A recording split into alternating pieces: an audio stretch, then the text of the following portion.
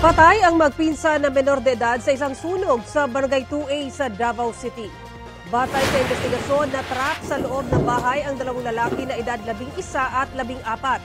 Sinubukan silang iligtas ng kanilang mga kaanak at kapitbahay pero hindi na sila naisalba dahil sa tindi ng apoy. Sa nakuhang impormasyon ng kapitan ng barangay, walang nagbabantay sa dalawang binatilyo nang magsimula ang sunog. Ayon sa Bureau of Fire Protection, mahigit 150 bahay ang tinupok ng apoy. Mabilis daw kumalat ang apoy dahil gawa sa light materials ang mga bahay.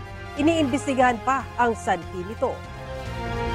Kapuso, alamin ang maiinit na balita. Bisitahin at mag-subscribe sa GMA Integrated News sa YouTube. Sa mga kapuso abroad, samahan nyo kami sa GMA Pinoy TV at sa www.gmanews.tv.